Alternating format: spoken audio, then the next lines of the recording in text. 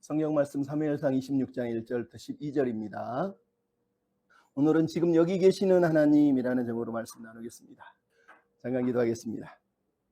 하나님, 이 시간에 우리가 말씀을 묵상할 때 오늘도 아버지의 뜻을 알게 하시고 하나님이 기대하시는 삶을 우리가 살아갈 수 있도록, 또 우리가 특별히 하나님 앞에 서 있음을 기억하며 살 수 있도록 은혜를 부어 주옵소서. 부탁하며 예수님의 이름으로 기도하옵나이다. 아멘.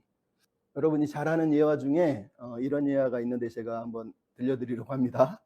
옛날에 어떤 믿음이 좋은 사람이 밤에 이렇게 산길을 걸어가게 됐습니다. 앞도 보이지 않는 너무 캄캄한 밤이어서 조심조심 걷는데 실수로 헛디뎌 가지고 낭떠러지 같은 곳으로 툭 떨어진 거예요. 너무 놀래가지고 떨어지면서 딱 잡았는데 나뭇가지 같은 거를 잡은 거죠. 그래서 꽉 매달렸어요. 그래서 잡고 나서 도와주세요, 살려주세요 소리를 질렀습니다. 너무 고요한 거예요. 근데 그때 갑자기 음성이 들려오면서 두려워 말라 이런 거예요. 누구세요? 저 좀 살려주세요. 이렇게 소리를 질렀어요. 그랬더니 나는 너의 하나님이다. 네가 붙들고 있는 나뭇가지를 놓아라. 이렇게 명령을 한 거예요. 그랬더니 그 사람이 가만히 생각하더니 거기 하나님 말고 다른 분 없나요? 이렇게 소리를 질렀다는 거예요.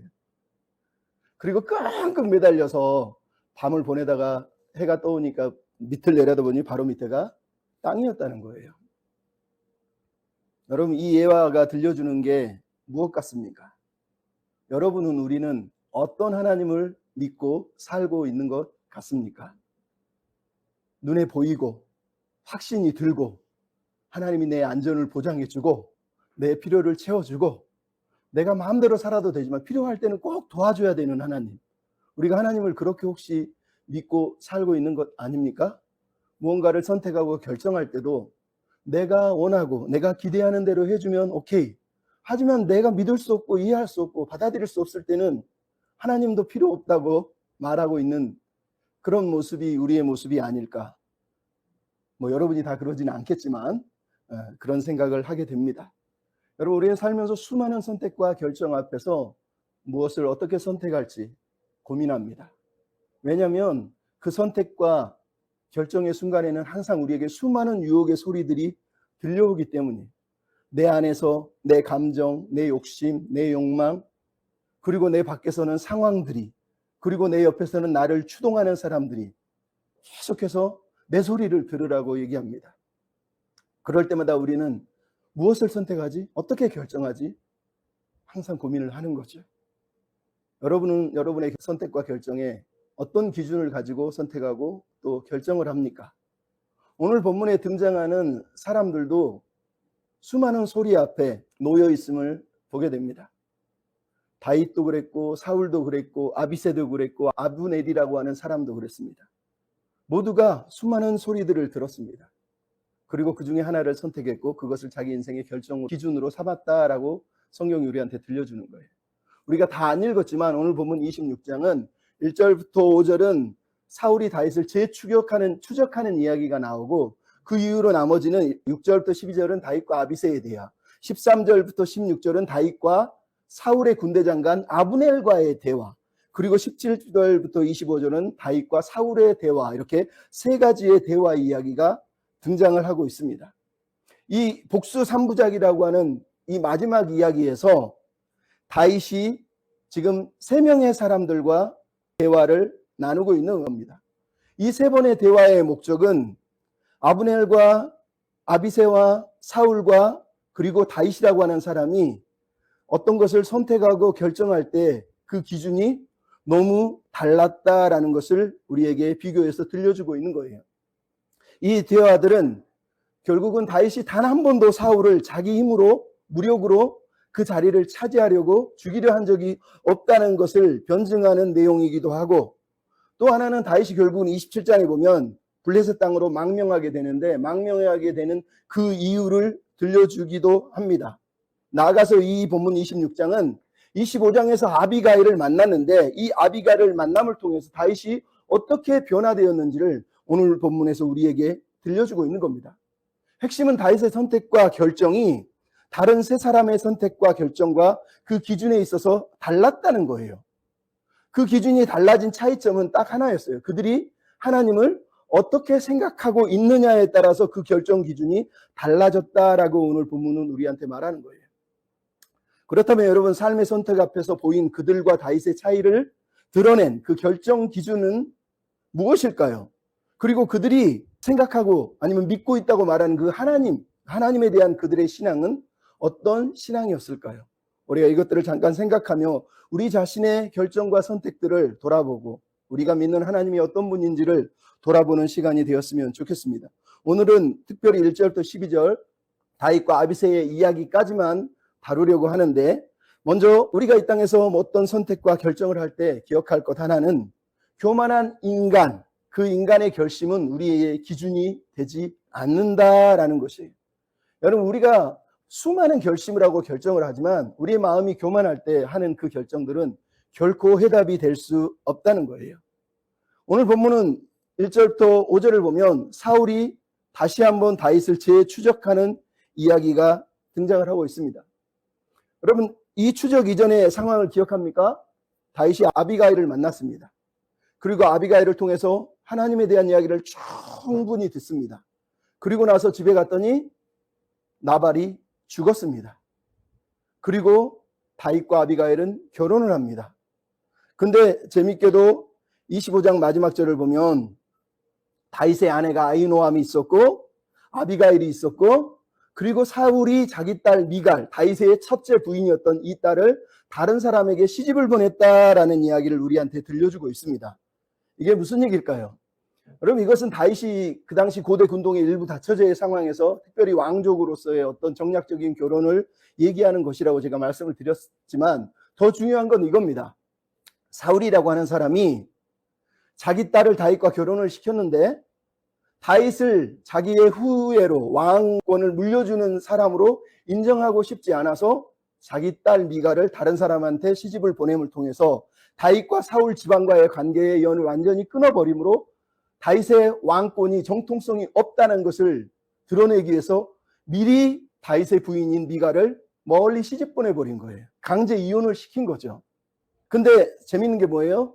하나님은 다윗의 집이 무너지게 한 게 아니라 그런 와중에도 다윗의 집을 붙들어 주시고 다윗의 집을 세워주고 있었다는 거예요. 그게 바로 아비가일과 아히노암이라고 하는 그 당시 그다 남부에 있는 가장 유력한 집안들의 사람들과 결혼함을 통해서 다윗은 도망자로 살고 있음에도 어느 정도 남쪽 지방에서 강력한 후원자들을 얻고 있었다라는 것을 우리에게 들려주고 있는 거죠. 하지만 그것은 나중의 이야기지 지금은 아니에요. 단지 결혼을 했을 뿐입니다. 근데 오늘 본문에서는 다윗이 지금 다시 한번 십광야로 도망와서 숨어 있고 사울이 다윗을 추격하는 이야기가 다시 등장을 하고 있습니다. 10사람들이 다시 한번 다윗의 위치를 사울에게 밀고를 하고 있어요. 우리는 이미 23장에서 보면 사울이 10사람들에게 말하잖아요. 다윗이 어디 숨었고 누구를 만났고 어디에 자주 숨는지를 정확하게 파악해서 나한테 보고해라. 그래서 23장에서 다윗이 한번 들켜서 죽을 위기를 당한 적이 있단 말이죠. 근데 이번에도 10사람들이 다윗이 십광야로 들어오니까 다시 한번 사울에게 찾아가서 다윗의 위치를 보고하게 됩니다. 그리고 사울이 다시 한번 군사 3,000명을 이끌고 다윗을 추적하면서 십광야 길로 지금 들어왔다라고 오늘 본문이 얘기하고 있는 거예요. 근데 흥미로운 점이 있습니다. 그 이전에 다윗은 계속해서 도망자로 비춰주는데 오늘 본문을 보면 다윗은 놀라운 모습으로 등장하죠. 4절 5절 보면 이에 다윗이 정탐꾼을 보내서 사울이 어디 이른즉 알고 그리고 사울이 진친 곳으로 직접 들어갔다라고 얘기를 하고 있는 거예요. 그동안은 도망가기 급급했던 사람이 이제는 세밀하게 상황을 파악하고 있고 전략을 세우고 있는 모습, 심지어 자기 자신이 사울에게 직접 들어가는 모습까지 이제 우리에게 보여주고 있는 겁니다. 참 어느 정도 다윗이 대범함도 가지고 있고 정보 능력도 아주 탁월해져 있다는 것을 우리가 알 수 있죠. 그럼에도 불구하고 이 본문을 통해서 우리가 느끼는 건 사울을 바라보는 다윗의 마음이 어땠을까 하는 거죠. 여러분, 다시 자기를 죽이려고 오는 사울이라고 하는 사람, 용서해줬고 용서를 받아준다 했고 다시는 너를 죽이지 않겠다고 몇 번을 강조했던 이 사람이 또다시 군사를 이끌고 자기를 죽이려고 온 거예요. 하나님을 믿고 신뢰하고 용서를 해주는데 그 원수는 변하지 않아요. 여전히 또 찾아와서 또 죽이려고 달려들고 있다는 것. 다윗은 아마 너무 슬펐을 거예요. 여러분, 사울의 이 추적의 의미가 무엇일까요? 우리는 24장에서 다윗 앞에서 막 엉 울면서 내가 너를 다시는 죽이지 않을 거야. 너는 이 나라의 왕이 될 거야. 그러면서 하나님 앞에서 맹세까지 하면서 헤어졌던 이 사울을 생각해 보십시오. 그렇게 결심을 하고 눈물을 흘리면서 회개를 하는 것 같았던 그 사울이 오늘 다시 한번 군사를 이끌고 다윗을 죽이려고 찾아왔다는 얘기를 하는 겁니다. 무슨 말입니까? 자신의 욕망을 포기하지 못하고 있는 이 교만한 사울, 이 사울의 결심은 전혀 의미가 없는 결심이었다는 거예요. 오히려 사울은 여전히 상황에 끌려다니는 노예로 전락해 있다고 오늘 본문이 얘기하는 거예요. 물론 그렇게 된 데에는 사울 자신만이 아니라 그 옆에서 사울을 추동하고 막 격동시키고 유혹하는 사람들이 있었다는 것을 성경이 오늘 본문이 특히 얘기해요. 왜? 아브넬이라고 하는 사람이 그 중에 한 사람이라는 걸 오늘 본문이 강조하는 거거든요.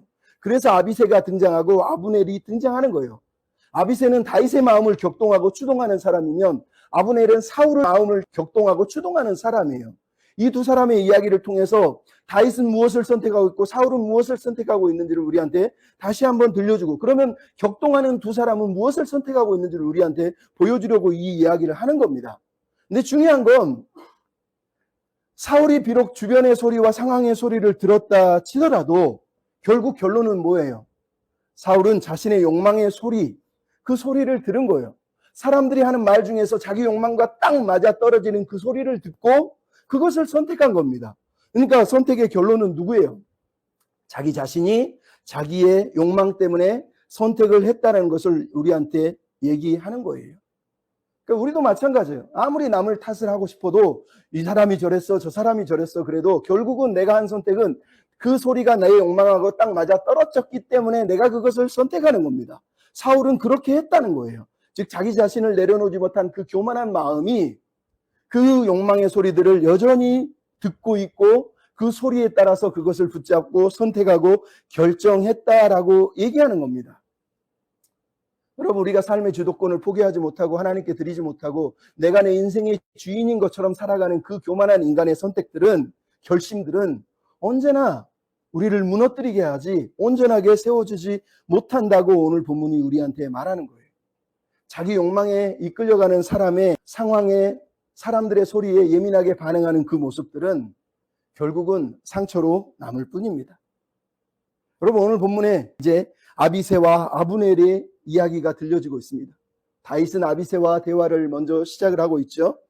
이 두 사람은 다윗을, 사울을 추동하는 사람이라고 제가 아까 말씀드렸습니다. 이 두 사람을 등장시키는 이유는 하나예요. 다윗은 단 한 번도 사람들의 소리를 듣고 상황을 보고 사울의 자리를 뺏으려고 한 적이 없다는 것을 강조하기 위해서 이 두 사람을 이 이야기 속에서 들려주고 있는 겁니다.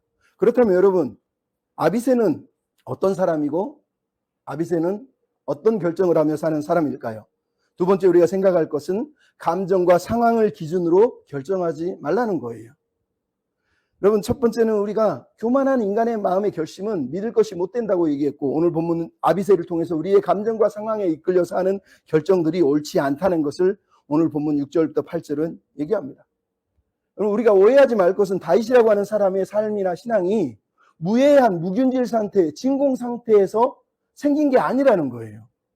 다윗의 삶도 사울의 삶하고 비슷하게 주변에서 욕망을 자극하고 유혹하고 계속해서 추동하고 또 상황조차도 이게 맞는 것 같아 하는 상황들이 다 척척척 맞아 떨어지는 상황들이 이어지고 있는 거예요. 사실 여기서 누가 더 넘어지기 쉽습니까? 사울보다 다윗이 더 넘어지기 쉬운 거예요. 왜? 다윗은 도망자잖아요. 너무 상황이 어렵잖아요. 근데 상황은 턱턱 맞아 떨어지고 주변의 사람들이 하는 말도 다 합리적이고 맞아요. 다윗은 오히려 사울보다 더 심각하게 여기서 무너질 수 있는 사람이었다는 것을 성경이 우리한테 들려주고 있는 거예요. 근데도 놀라운 건 다윗은 사울과 같은 선택을 하고 있지 않다는 거예요. 여러분, 오늘 본문의 아비새가 이제 6절부터 8절에 나옵니다. 다윗이 사울을 정탐하기 위해 데려온 정예 군사들 중에서 가장 믿을 만한 두 사람을 택해서 햇사람 아히멜렉과 수리아의 아들 아비새에게 말합니다. 나랑 같이 저 사울 진영에 갈 사람 손들어! 이랬더니 아비새가 제가 갈게요! 이렇게 얘기합니다. 그래서 다윗이 아비새만 데리고 사울의 진영으로 딱 들어갑니다.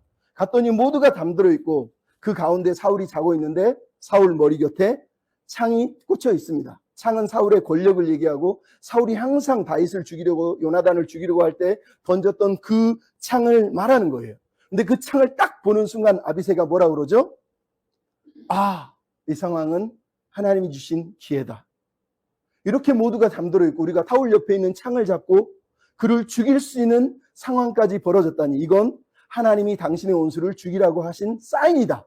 당신이 못하면 내가 죽이겠다. 2번 찔릴 것도 없다. 단 한 번에 찔러서 머리를 찔러서 땅에 박아버리겠다라고 아비새가 다윗을 추동하고 다윗을 설득하려고 애쓰고 있습니다. 여러분 이 상황이 우리가 어디서 봤습니까? 24장에 보면 24장 4절에 비슷한 내용이 나오잖아요. 다윗의 사람들이 사울이 엔게디 굴에 와서 뒷일을 보고 있을 때 얘기하잖아요. 하나님이 주신 기회다. 하나님이 당신에게 말씀했지 않냐. 당신의 원수를 넘겨주겠다. 그러니 가서 죽이자. 그때나 지금이나 여전히 다윗 옆에는 다윗을 추동하는 사람들이 있어요. 오늘 본문에 아비새가 등장하는 이유는 24장에서 다윗을 추동했던 사람들 중에 대표적인 인물이 바로 이 아비새라는 것을 강조하기 위해서 이 얘기를 하는 거예요. 그때처럼 지금도 모든 상황은 다윗이 사울을 죽일 수 있는 완벽한 기회예요. 심지어 논리적으로도 너무너무 합당해. 아무것도 잘못된 게 없는 것 같아요. 왜? 다윗이 사울을 용서했는데 또 왔어? 이제는 용서할 필요가 없잖아요. 이제는 죽여도 되지 않느냐는 거죠. 이게 바로 아비새가 보고 있는 세상이에요. 아비새가 결정하고 있는 그 결정의 기준은 상황이에요. 이 상황에 그가 움직이고 있다는 거죠. 여러분 그럼 아비새라는 사람이 누굴까요? 오늘 본문은 아비새를 가리켜서 수르야의 아들 아비새다라고 이렇게 얘기를 하고 있습니다. 여러분 수르야의 아들 아비새는 누구냐면 다윗의 누나가 수르야입니다. 그 수르야에게는 아들이 3명이 있는데 요압, 아비새, 아사엘이라고 하는 3형제가 있습니다. 이 사람들은 아주 싸움에 능한 사람이고 다윗이 광야 생활 도망가는 동안뿐만 아니라 나중에 왕이 됐을 때도 다윗 곁에서 다윗을 지켜주던 강력한 사람들이, 그러니까 다윗이 믿을 수 있는 가장 믿음직한 충신이라는 것을 우리가 알 수 있어요. 근데 여러분 아비새가 그러면 누구란 얘기예요? 지금 오늘 본문에서 아비새는 사울 때문에 자기 집안이 도망자 신세가 됐어요. 다윗뿐만 아니라 다윗의 집안을 다 몰락시키려고 하는 사울 때문에 아비새는 어쩔 수 없이 다윗과 함께 지금 도망가고 있는 사람이에요. 그러니까 이 사람의 마음에는 사울에 대한 반감, 사울을 죽일 수밖에 없는 복수심이 가득한 사람이라는 것을 우리가 알 수 있단 말이에요. 이 사람이 심지어 아까도 얘기했지만 다윗의 충신이에요. 다윗 곁에 서서 항상 다윗을 도와주던 사람이란 말이죠. 개국 공신이에요. 여러분 재밌는 게 사무엘하 21장에 보면 다윗이 블레셋과 전쟁을 할 때 거인족을 만나는데 그때 아비새가 전쟁에 나가서 다윗이 골리앗을 죽인 것처럼 이 블레셋 거인 이스비브노비라고 하는 사람을 창으로 찔러서 죽여버립니다. 그래서 전쟁에 승리를 가져오게 돼요. 그러면서 뭐라 그러냐면 왕은 다시 전쟁에 나가지 마십시오. 이스라엘의 등불이 꺼지면 안 됩니다. 라고 이렇게 말했던 사람이에요. 이 사람은 그래서 다윗의 개국 공신이에요. 심지어 사무엘하 23장에 보면 다윗의 용사 중 37명이 나오는데 그중에 4번째 장군이 바로 이 아비새라고 하는 사람이에요. 뭐라고 표현하냐면 사무엘하 23장 18절은 수르야의 아들 요아베아와 아비새는 세 사람의 우두머리라 그가 창을 들어 300명을 죽이고 세 사람 중에 이름을 얻었으나 첫 번째 세 사람보다는 뛰어나지 않았다라고 말하면서 4번째라는 것을 우리한테 들려주고 있는 거예요. 그러니까 여러분 앞에 이야기한 이 사무엘하 21장과 23장을 가만히 들어보면 생각해 보십시오. 아비새는 마치 다윗하고 거의 비슷하다는 걸 알 수 있어요. 첫 번째는 다윗이 골리앗을 죽은 것처럼 아비새는 거인 골리앗 족속인 이 사람을 창으로 찔러서 죽였다는 거예요. 두 번째는 다윗이 블레셋 사람 200명을 죽이고 표피를 가져오잖아요. 이 아비새는 300명을 창으로 찔러서 죽이고 돌아오는 사람이에요. 이렇게 지금 아비새를 우리한테 들려주고 있는 거죠. 특히 아비새는 창에 능한 사람인 걸 알 수 있어요. 그래서 오늘 본문에 사울의 창을 보자마자 내가 창으로 찔러서 그냥 단번에 죽여버리겠다고 말하는 자신감까지 가지고 있는 사람이 아비새라는 거예요. 근데 여러분 이렇게 두 사람은 비슷해 보이는데 본질상 아주 다른 사람이라는 것을 알 수 있어요. 왜냐하면 아비새는 하나님을 위해서 사는 사람이 아니라 자기 가문을 위해서 다윗을 위해서 헌신하는 사람이라는 것을 알 수 있단 말이에요. 아까 골리앗과 같은 거인을 죽이면서 뭐라고 그래요? 왕은 전쟁에 나가지 마십시오. 이스라엘의 등불이 꺼지면 안 됩니다. 즉 당신은 이스라엘의 왕이기 때문에 절대 죽으면 안 됩니다. 자기 가문을 지키려고 하는 열정을 보여주고 있는 거예요. 즉 아비새라고 하는 사람은 자기 앞에 놓인 순간들, 선택의 순간들마다 그 선택의 기준이 하나님의 뜻이 아니라 자기 가문 그리고 자기의 복수심 상황이었다라고 우리한테 얘기를 하는 거예요. 여러분 흥미롭게도 이 선택은 다윗을 위한 것이 아니라 다윗을 무너뜨리는 선택이라는 것을 이 사람은 모르고 있어요. 25장 31절에 아비가일이 뭐라고 그래요? 다윗이여 당신은 저 나발을 죽임으로 인해서 당신의 원수를 죽임으로 인해서 피를 흘리거나 원수를 친히 보복함으로 인해서 나중에 슬퍼하거나 후회할 일을 만드시면 안 됩니다. 하나님이 그것을 원치 않습니다라고 얘기한 사람이 아비가일이에요. 근데 다윗 옆에 다윗의 가장 충신이고 믿을 만한 이 사람 아비새는 정반대로 얘기해요. 죽여야 된다. 못 죽이면 나라도 죽이겠다. 그러면서 자기 동족이고 다윗의 장인인 사울을 죽여야 된다라고 지금 말하고 있는 거예요. 참. 여러분 이게 근데 삶의 진실 중에 하나라는 거예요. 여러분 우리가 살면서 가장 큰 시험은 사실은 내 주변에 내 옆에 나랑 가장 가까운 사람들이 주는 경우가 무척 많다라는 거예요. 여러분 사울이 누굽니까? 다윗의 장인이잖아요. 자기 사위를 왕으로 세우지 못하더라도 데리고 있으면서 도움도 얼마나 많이 받을 수 있잖아요. 근데 왜 굳이 죽이려고 하죠? 바로 자기 옆에 있는 그 사람이 아비새, 정말 가까운 사촌지간 아닙니까? 그럼에도 불구하고 다윗을 세우고 있는 것이 아니라 사실은 무너뜨리는 일을 이 사람은 지금 하고 있는 거예요. 그럼 이게 인생의 진실이라는 거예요. 그래서 우리는 사람의 말은 참고만 할 뿐이지 판단과 결정의 기준으로 삼으면 안 돼요. 우리의 판단과 결정의 기준은 언제나 하나님의 뜻, 하나님의 말씀이어야 된다는 것이에요. 여러분 다일 공동체라고 여러분 들어보신 적 있나요? 청량리에서 시작한 최일도 목사님, 바포 공동체. 이 목사님이 옛날에 그런 인터뷰를 한 적이 있어요. 자기가 살아오면서 무언가를 결정할 때 가장 자기를 힘들게 한 사람이 자기 아내였다는 거예요. 항상 여보 힘들 것 같아. 그건 안 될 것 같아. 그건 아닌 것 같아. 그러면서 오히려 자기가 하나님이 기대하시는 어떤 일을 하려고 할 때마다 그것을 방해했다는 거예요. 제일 힘들었다는 거예요. 얼마나 힘든 일이 많았겠어요. 그럼에도 불구하고 이분은 자기 옆에 있는 이 아내가 자기를 힘들게 했다라고 얘기하는 거예요. 여러분 오늘 본문의 아비새를 보세요. 아비새는 상황에 따라 선택하고 결정하는 사람이에요. 그가 다윗 옆에서 그것을 지금은 추동하고 있는 거예요. 근데 여러분 이 아비새 이야기를 왜 이 본문에서 갑자기 들려주고 있냐면 아비새 이야기는 사무엘 하에 보면 사무엘 하에서도 중심적인 사람으로 등장을 합니다. 어떤 사람? 복수하는 사람으로 나옵니다. 사무엘하 2장에 보면 사울이 죽고 사울의 아들 이스보셋이라고 하는 사람이 왕이 돼요. 아브넬이 이 사람을 왕으로 세우고 통치를 하고 있는 때예요. 그래서 이스보셋의 군사들과 다윗의 군사들, 즉 아브넬의 군사와 요압과 아비새의 군사가 전쟁을 합니다. 근데 이 전쟁에 아까 얘기했죠. 수레의 아들은 요압, 아비새, 아사엘 세 사람이 있습니다. 근데 아사엘은 얼마나 다리 빠른지 달리기가 너무 빠른 거예요. 근데 이 사람이 아브넬의 군사들과 전쟁을 하다가 아브넬의 군사들이 패해서 도망을 갑니다.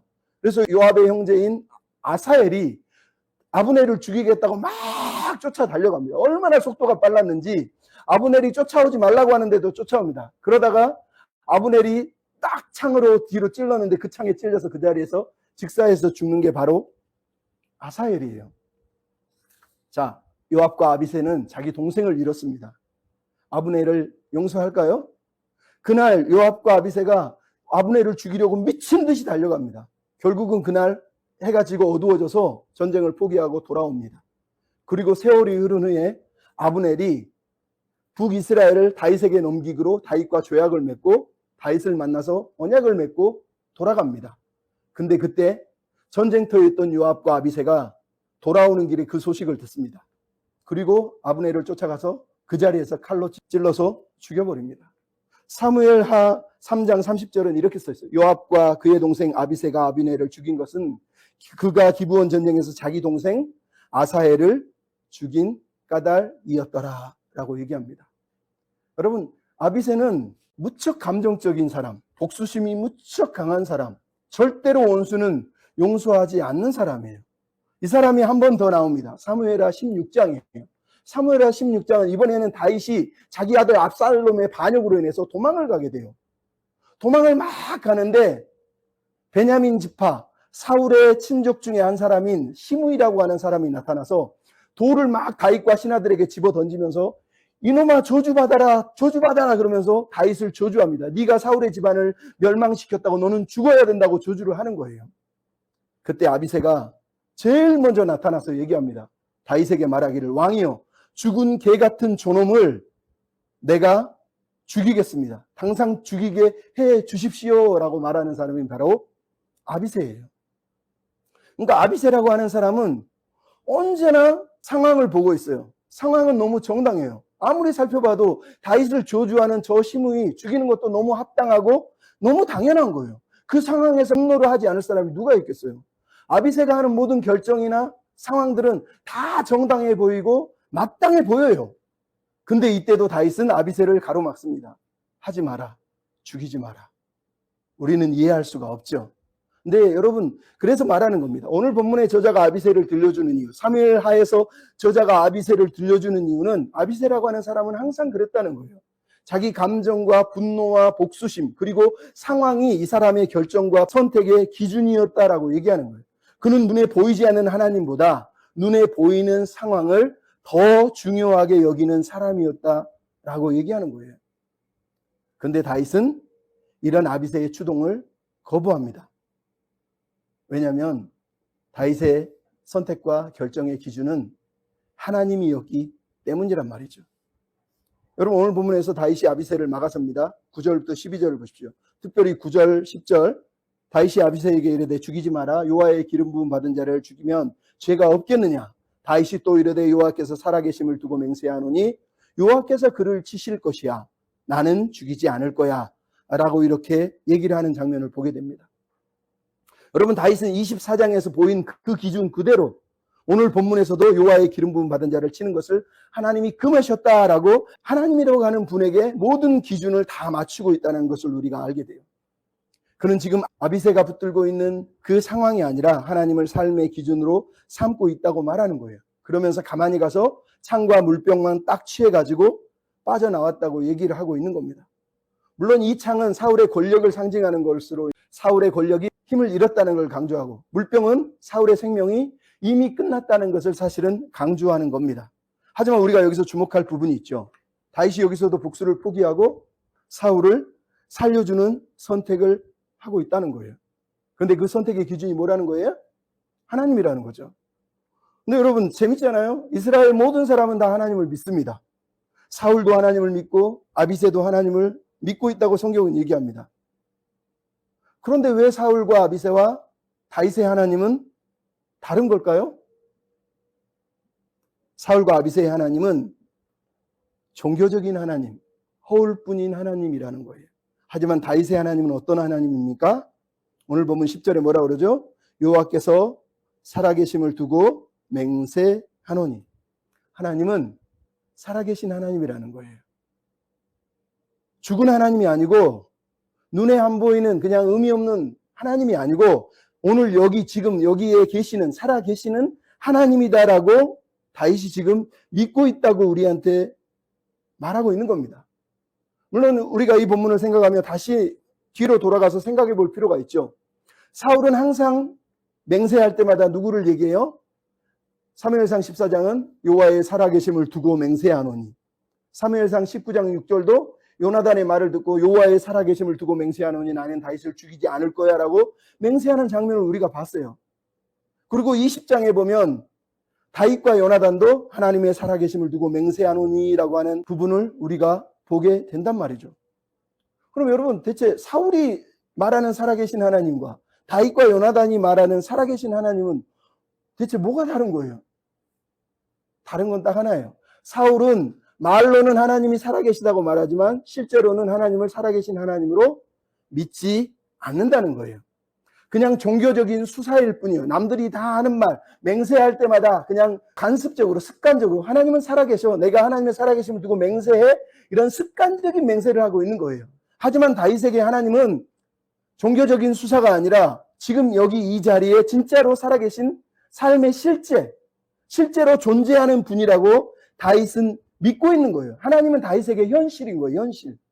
그냥 안 보이니까 없는 분이 아니라 실제로 지금 여기에 나와 함께 계시는 분이라고 다윗은 믿고 있는 거예요. 내 앞에 하나님이 계시다고 믿고 있는 거예요. 근데 여러분, 이 믿음을 다윗은 나발 때문에 순식간에 잃어버릴 뻔했단 말이에요. 근데 아비가일이 다윗을 찾아와서 하나님이 살아계시다, 하나님이 함께하시다, 하나님이 심판하신다고 다윗을 계속해서 격려함을 통해서 다시 한번 다윗이 붙든 게 바로 이 신앙이에요. 그래서 24장과 26장의 이 두 번의 똑같은 비슷한 복수의 기회가 다윗이 두 번 다 복수를 포기할 수 있었던 이유는 나발을 죽이지 못하게 한 아비가일의 그 지혜로운 말 때문에 사울을 죽이지 않는 이 자리까지 오게 됐다고 말하는 거예요. 여러분, 아비가일이 다윗에게 했던 말의 핵심이 뭡니까? 25장 26절, 내 주여 여호와의 살아계심을 두고 맹세하나니 내 주도 살아계십니다 라고 얘기한 거예요. 34절은 다윗이 말하죠. 하나님이 나를 막아 너를 해치지 않게 하신 이스라엘의 하나님, 살아계신 하나님을 두고 내가 맹세한다 라고 대답을 합니다. 아비가일은 다윗에게 하나님은 살아계시다고 말했고, 다윗은 그 자리에서 하나님이 살아계시지 라고 말하면서 그 자리에서 다시 한번 살아계신 하나님에 대한 믿음을 붙들었다라고 우리한테 들려주고 있는 거예요. 그래서 우리가 나중에 이제 보겠지만 26장 16절이 다윗이 아브네를 설득할 때도 여호와께서 살아계시다라고 또 얘기하는 장면을 우리가 보게 되는 거예요. 다윗은 지금 하나님을 자기의 현실로 실존으로 받아들이고 있다고 말하는 거예요. 이런 다윗의 믿음을 보고 오늘 보면 12절은 뭐라고 그러죠? 다윗이 사울의 머리 곁에서 창과 물병을 가지고 돌아올 때 아무도 보거나 눈치채지 못하고 깨어있는 사람이 없었으니 이는 여호와께서 그들을 깊이 잠들게 하셨기 때문이라고 말하는 거예요. 무슨 말입니까? 하나님이 죽었다는 얘기예요? 하나님이 거기 없었다는 얘기예요? 하나님이 그 자리에 정말로 살아계셔서 살아계신 하나님을 의지하고 믿고 있는 다윗을 위해서 일하고 계셨다라고 우리한테 말씀을 하고 있는 거예요. 그러므로 여러분, 우리에게 물어봐야 됩니다. 여러분 하나님을 믿습니까? 여러분이 믿는 하나님은 살아계신 하나님입니까? 살아계신 하나님이라는 말이 여러분에게는 어떤 의미입니까? 하나님이 모든 것을 기적처럼 다 이루어 주시면 하나님이 살아계셔. 하나님이 모든 문제를 깔끔하게 해결해 주면 하나님이 살아계셔. 여러분 그때 그렇게 말할 것입니까? 아니면 하나님은 다 하시고 모든 걸 다 하시는데 뭐 그러면서 그냥 로봇처럼 우리를 막 인도하시겠지 이러면서 사는 것을 의미하는 겁니까? 아니면 하나님이 살아계신 말이 마치 CCTV로 막 우리를 감시하면서 너 이놈 새끼 죄 짓나 내가 확인하고 있어. 너 죄만 짓기만 해봐. 이러면서 우리가 죄 짓는 것을 살피시는 하나님이라는 뜻으로 지금 말하고 있나요? 아니요. 다윗이 말하는 하나님은 그런 하나님이 아니에요. 살아계신 하나님은 지금 내 눈에 보이지 않아도 내 삶의 현실이고 삶의 실제고 지금 여기서 살아계셔서 함께하고 계시는 분이다라는 의미예요. 그래서 다윗에게 살아계신 하나님이란 말은 삶의 매 순간을 수많은 선택과 결정의 시간들을 하나님을 기준으로 하나님의 뜻과 말씀을 기준으로 선택하며 산다라는 의미로 하나님이 살아계시다라고 우리한테 말씀을 하고 있는 거예요. 여러분 이 하나님이 여러분의 하나님 진짜 되어야 됩니다. 먼저 여러분 예배할 때 여러분은 하나님이 살아계십니까? 그럼 미국의 유명한 소설가인 애니 딜라드라고 하는 사람이 빛의 안식이라고 하는 에세이를 썼는데 거기에 예배라고 하는 부분이 등장합니다. 여기에 이렇게 써놨어요. 애니 딜라드가 보니까 미국 기독교인들이 교회에 와서 맨날 모여서 예배하고 막 떠들면서 찬양 부르면서 있는데 그 모습이 마치 아이들이 화학약품으로 TNT 폭탄이 될 수 있는 그 약품을 가지고 TNT 폭탄을 제조하면서도 그게 아무것도 아닌 것처럼 장난하면서 놀고 있더라는 거예요. 여자들은 마치 홈마트 같은 이마트 같은 곳에 장 보러 온 것처럼 밀짚 모자 아니면은 예쁜 모자 쓰고 와가지고 쇼핑하듯이 하나님 앞에서 그렇게 예배를 하면서 막 깔깔거리면서 웃고 있더라는 거예요. 그래서 애니 딜라드가 그 부문을 보면서 이렇게 얘기합니다. 하나님은 전능하시고 거룩한 불같은 임재로 우리 앞에 지금 여기 살아계신 하나님이라는 거예요. 그 하나님 앞에서 우리가 서기 위해서 필요한 것은 밀짚 모자가 아니라 TNT 폭탄이 터졌을 때 우리를 보호해줄 안전모를 써야 되는 것이 아니냐라는 식으로 미국의 기독교인들을 비판을 했습니다. 무슨 말 하는지 알겠습니까? 미국 기독교인들이 예배할 때 뭘 했다는 거예요? 하나님은 그 자리에 없어요. 그냥 자기들끼리 막 재밌게 놀면서 하나님의 이름 가지고 장난치면서 하나님이 얼마나 무섭고 아니면 얼마나 오묘하고 TNT 폭탄보다 더 강력하고 두려운 존재인지에 대해서는 까맣게 잊어버리고 그냥 쇼핑하듯 와서 구경하고 재밌네 재미없네 이건 나한테 의미가 있어 이건 나한테 의미가 없어 이러면서 그냥 쇼핑하듯이 보내고 있더라는 거예요. 여러분 그 하나님은 죽은 하나님, 살아계신 하나님이 아니라는 거예요. 여러분의 삶은 어떻습니까? 여러분 빌 하이빌스라는 목사님이 책을 하나 썼는데 아무도 보는 이 없을 때 당신은 누구인가 이런 책을 썼어요. 여러분 왜 이 책을 썼을까요? 오늘 본문 12절에 재밌는 게 뭐예요? 아무도 보거나 눈치채지 못하고 깨어있는 사람이 없어요. 다윗은 아무도 안 보네? 사울 그냥 죽여도 되는 거예요. 근데 다윗은 뭐라고요? 하나님이 살아계시고 하나님이 보고 있다는 거예요. 빌 하이빌스 목사님이 이 책을 쓴 이유가 바로 그거예요. 당신의 믿음은 사람들과 함께 있을 때 막 찬양하고 기도하고 있을 때가 그게 당신의 진짜 믿음이 아니라는 거예요. 진짜 믿음은 뭐라는 거예요?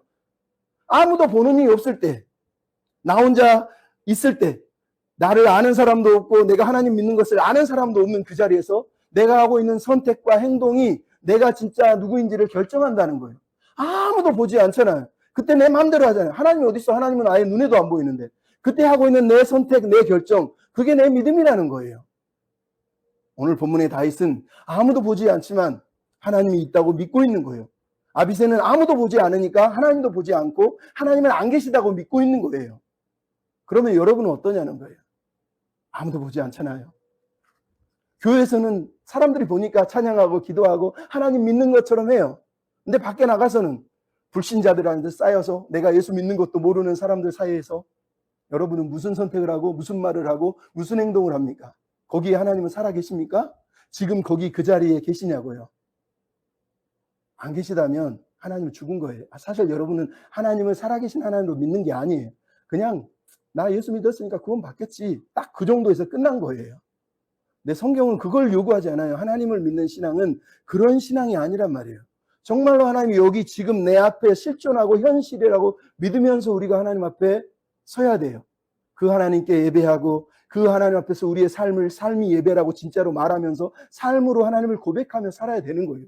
그런 사람이 고난이 올 때도 어려움이 올 때도 믿음으로 승리할 수 있는 거예요. 여러분 20세기 최고의 선교사였던 스탠리 존스라고 하는 사람이 평생을 선교사로 살다가 87세라고 하는 나이에 갑자기 뇌졸중이 걸려서 전신이 마비되고 말도 못하고 글도 쓸 수 없는 상황에서 쓰러집니다. 그리고 그 사람이 마지막 유작으로 쓴 책이 하나님의 예스라고 하는 책이에요. 이 책도 자신이 직접 쓴 게 아니라 입이 잠깐 열려서 구술로 자기가 말한 것을 받아서 적어서 사람들이 적어줘서 쓴 책이 바로 이 하나님의 예스예요. 근데 이 사람의 책이 얼마나 감동적이냐면 누워있는데 입이 열리고 말을 하게 되니까 간호사한테 뭐라고 그러냐면 당신이 나를 볼 때마다 그리스도의 이름으로 명하노니 일어나라 라고 선언해달라고 얘기한 거예요. 그 말은 내가 당신이 말하면 일어날 것이다라는 것을 강조하기 위해서 말한 게 아니에요. 하나님이 살아계시다는 걸 항상 나한테 얘기해달라고 얘기한 거예요. 그 뇌졸중으로 쓰러져서 그 87세 고령의 나이에 누워있는 사람이 간호사한테 얘기하는 거예요. 항상 나를 볼 때마다 하나님은 살아계십니다. 하나님은 살아계십니다라고 자기한테 항상 얘기해달라는 거예요. 그래서 나는 고난중에 있지만 그럼에도 불구하고 내 영혼은 부서지지 않을 거라는 것을 나는 하나님을 붙들겠다고 하는 그 결단을 그 자리에서 했다라고 우리한테 들려주고 있는 거예요. 그래서 이 사람의 책이 하나님의 예스예요. 하나님은 언제든지 우리에게 아멘, 예스가 되시니까 모든 상황에도 나는 하나님께 아멘 할 거야 라고 말하면서 쓴 책이 바로 하나님의 예스란 말이에요. 이 사람이 한 말 중에 내 몸은 파괴되었을지라도 내 안에 있는 믿음은, 복음은 결코 파괴되지 않습니다 라고 고백하면서 끝까지 하나님을 살아계신 하나님으로 붙들고 마지막에 소천을 하셨다고 들려주는 거예요. 여러분 이게 결론입니다. 여러분의 하나님은 어떤 하나님입니까? 살아계신 하나님입니까? 삶의 실존입니까? 내 앞에 현실입니까? 그 하나님을 믿고 아무도 보는 일이 없을 때도 하나님을 인정하고 고백하며 살아가고 있습니까? 우리가 그 하나님을 고백하며 지금 오늘 여기 계신 하나님을 의뢰하며 살아가는 저와 여러분이 다 되시기를 주님의 이름으로 부탁을 드립니다. 아멘.